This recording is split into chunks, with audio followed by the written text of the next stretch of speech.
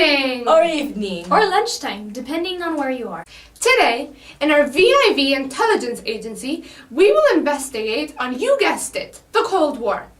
But we will not only talk about the Cold War. We will deepen your understanding of espionage in the Cold War in the perspective of 3 different countries with some files we discovered. Today, we will analyze what the similarities did the United States, Soviet Union, and Great Britain share in their espionage tactics and information acquired during the Cold War.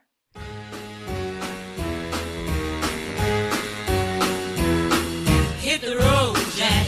Don't you come back no more, no more, no more, no more. Hit the road. Such countries are Britain, USA, and the Soviet Union. These 3 countries used to belong to the Grand Alliance, but after World War II occurred, they divorced each other due to their self-interest and ideologies. Now, this was not a divorce from a struggling couple, but a political separation in which 2 countries became allied against the other. Defining the Cold War. It started a little after World War II in 1945 and lasted until 1989 or 1990, depending on the perspective. It was called the Cold War not because of the weather conditions, but because fire weapons were never used in the countries in conflict. It consisted of a series of proxy wars in which the USA and their alliances and the Soviet Union supported wars that were not in their own territory. Both nations were deeply advanced in nuclear weapon research, and a hot war could have been a lot of harm to both sides of the world. This war emerged from many things, one of them being the political and ideological differences that the USA and its allies had with the Soviet Union. The Soviet Union strongly believed in the Marxist philosophy, in which all of the business are owned by a one-party state but run by the people. This way, the goods were handed by the state, preventing the richer minority to have a bigger say in the government. The USSR believed the one-party communist state truly achieves to represent the views of all workers, therefore no individual freedoms are required. On the other hand, the USA believed that communism would bring hunger and poverty, and so deeply stressed that capitalism was the ideal government. In capitalism, businesses are owned by the people, and their goal is to make money, which is done so with very little state interference. Unlike in communism, the type of government is chosen by vote, making it a liberal democracy. Each individual has his own certain rights, such as freedom of speech and freedom of press. Both systems have flaws, and many say they could have coexisted. But as both of the nations believed their political philosophy was the right one, and many self-determined people did so, it led to this clash.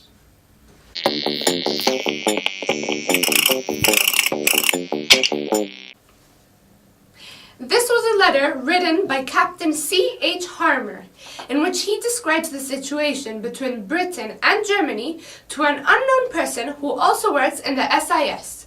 It was written 14th of January 1944, previous to the Cold War, but serves as an example of communication within the Central Intelligence Service. It demonstrates the use of meteorological reports and how important the weather conditions were to perform a mission. It also describes past events, such as the bombing raids in Peterhead and Fraserburgh. Something else it mentions is how Germans were playing with us, which shows that they are aware of the attempt of Germans to trick them. We will investigate the following. What similarities did the United States, Soviet Union, and Great Britain share in their espionage tactics and information acquired during the Cold War? The CIA was created by General William Donovan in 1940 when he was convinced by the British intelligence that it was needed in getting ready for the World War II. This was key in the future because the SIS and the CIA were close allies during the Cold War. The goal of the CIA was to collect and analyze intelligence and also take care of any intelligence-related duties that affected national security. The British Intelligence Service was created July 1909 with a specific reason in mind: keeping the population calm. Previously in England, rumors had spread that Germany was targeting Britain. Additional to this, Britain used its Central Intelligence Service to gather knowledge on other 30 countries, especially when suspicion arose. Around 30 years after its creation, the SIS was utilized as a method and tactic to win the Cold War against the Soviet Union. The KGB is considered a state instrument. It stands for Committed Gustartsvenoi Besanaposti. of the Soviet Union. It has been said that more than 500 people worked in the KGB. The main duties of the KGB were to gather intelligence of other nations, conduct counterintelligence, and maintain the secret police. The KGB military corps and the border guards suppress international resistance and conduct electronic espionage. According to Oleg Kalugin, We conducted a clandestine war with assassination if necessary, he said. Our mission was to do everything we could do to have a war without the fighting.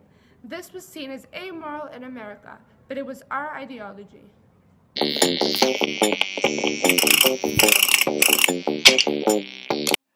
This is the type of information that the KGB acquired during the atomic bomb.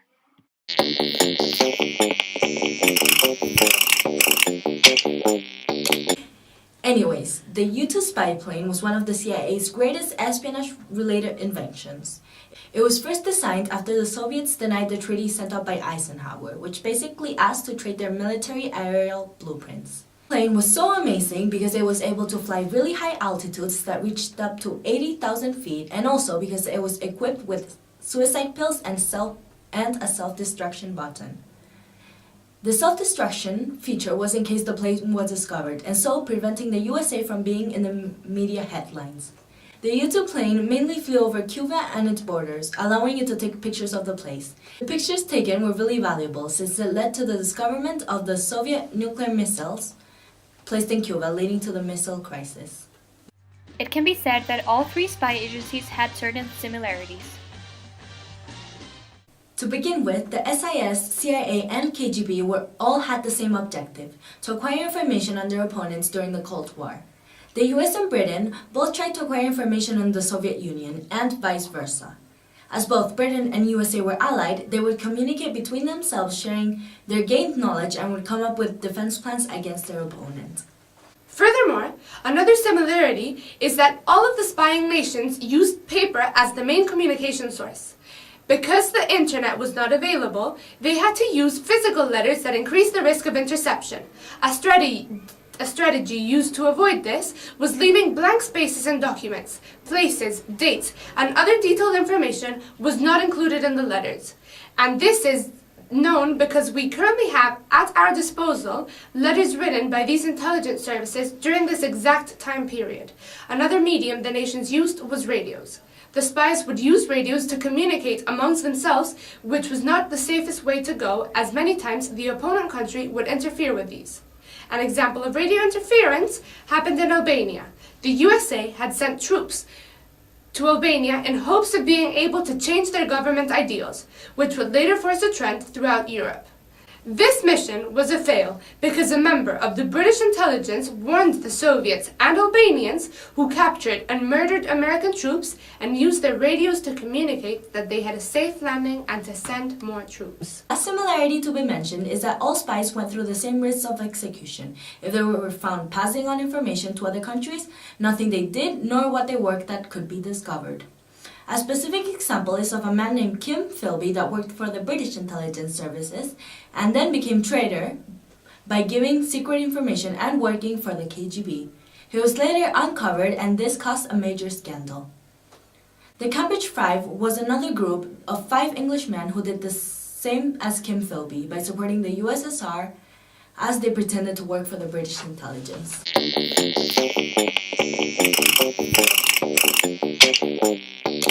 Julius and Ethel Rosenberg were known to be the best spy case in modern U.S. history. Them, along with other associates like Harry Gold and David Greenglass, were arrested in 1950 and charged with passing on secrets to the Soviet Union about the atomic bomb. In 1951, Julius and Ethel Rosenberg were sentenced to death and their associates to long prison. June of 1954, they were executed. They never confessed. Ethel gave a general layout of the Los Alamos atomic projects, buildings, camouflage, and number of people. According to the book The Cold War, I quote, "I came in contact with various people who worked on different parts of the project, as I also worked directly on certain apparatus that went with the bomb, and I met people who talked of the bombs and how they worked. His description involved the principles, not precise measurements, except for specific lens, molds, and other parts of which himself manufactured. He gave Rosenberg 12 pages of written material. Rosenberg gave him $200. Unlike the USA's and the USSR's governments, their spying also contained some differences. First of all, as explained earlier, the three intelligence agencies we looked at were all created at different times for different reasons. Since the KGB was created first, they were at an advantage because they had been spying for much longer. KGB had many more good spies in the United States than the US had in the Soviet Union. The SIS and the CIA worked together against the KGB, meaning they gave shared tactics, looked over and advised each other. Another difference is that the CIA also created a separate secret branch named the Office of Policy Coordination, or OPC. This branch was super secret and focused on planning and conducting espionage-related duties that could not lead to the state being responsible. To minimize the power of Russia and Eastern Europe was the ultimate mission of the OPC and CIA. This was different from the KGB since it was publicly known as part of the government and so had more supporters.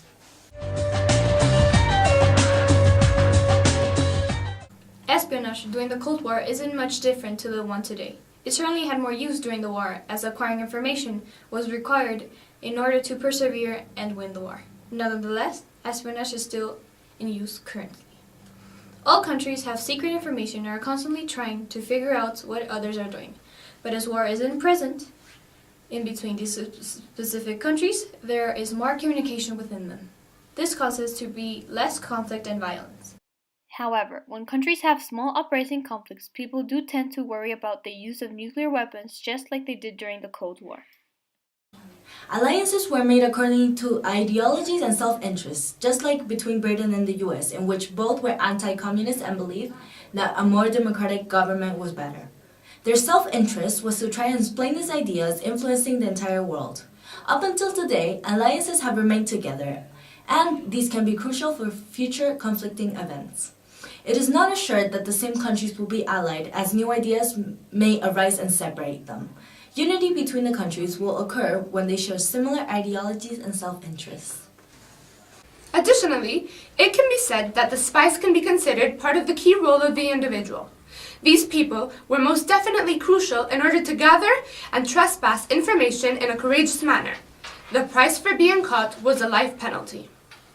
No more hit the road, Jack, and don't you come back no more.